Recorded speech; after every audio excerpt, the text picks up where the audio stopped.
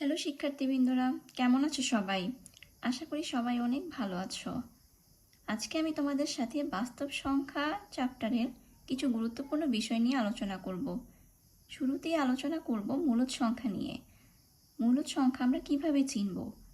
p/q আকারের সংখ্যাগুলিকে বলা হয় মূলদ সংখ্যা, অর্থাৎ যে সকল সংখ্যা আমরা p/q আকারে প্রকাশ করতে পারবো সেগুলিকে বলা হবে মূলদ সংখ্যা, যেখানে p এবং q প্রত্যেকটাই হচ্ছে পূর্ণ সংখ্যা এবং q ইজ নট ইকুয়াল 0, অর্থাৎ q এর মান কখনোই 0 হবে না এবং p এবং q এর প্রত্যেকটাই হবে পূর্ণ সংখ্যা। যেমন 3/1 ইকুয়াল 3, 7/2 ইকুয়াল 3.5। এখানে 3, 1, 7, 2 প্রত্যেকেই হচ্ছে পূর্ণ সংখ্যা। আরেকটা জিনিস আমাদেরকে মাথায় রাখতে হবে মূলদ সংখ্যার ক্ষেত্রে, যেটা হচ্ছে সকল পূর্ণ সংখ্যা এবং ভগ্নাংশই হচ্ছে আমাদের মূলদ সংখ্যা। আচ্ছা, এরপর অমূলদ সংখ্যা।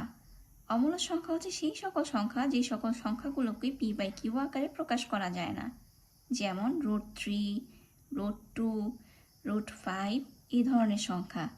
যখন আমি √2, √3 এসব মান বের করতে যাব তখন দেখব আমাদের এমন মান আসবে যেমন দশমিকের পর মান আসতেই থাকবে, অর্থাৎ মানগুলো মানে অসীম আকারে থাকবে।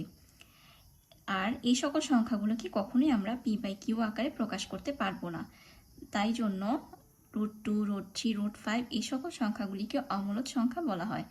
আর কোনো অমূলদ সংখ্যাকে দুটি পূর্ণ সংখ্যার অনুপাত হিসেবে প্রকাশ করা যায় না। এবার সসীম দশমিক ভগ্নাংশ।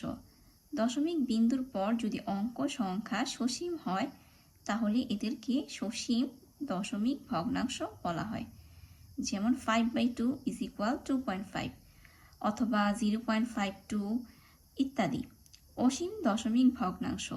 দশমিক বিন্দুর পর অঙ্ক সংখ্যা যদি অসীম হয়, অর্থাৎ দশমিকের পর অনেকগুলি সংখ্যা আসে এবং অসীম হয়, তখন এই সকল সংখ্যাগুলিকে বলা হবে অসীম দশমিক ভগ্নাংশ। যেমন 4/3 ইকুয়াল 1.333, দেন √5 ইকুয়াল 2.1235 এভাবে।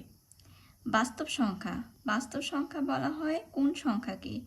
সকল মূলদ এবং অমূলদ সংখ্যাকে বাস্তব সংখ্যা বলা হয়। যেটা হচ্ছে আমার চ্যাপ্টার বা অধ্যায়ের নাম, সেটা হচ্ছে বাস্তব সংখ্যা। আর এই বাস্তব সংখ্যা মূলত হচ্ছে মূলদ এবং অমূলদ যত সংখ্যা আছে প্রত্যেকটা সংখ্যাকে বলা হয় বাস্তব সংখ্যা। তো আজকে এ পর্যন্তই। ভালো থাকো সবাই। আল্লাহ হাফিজ।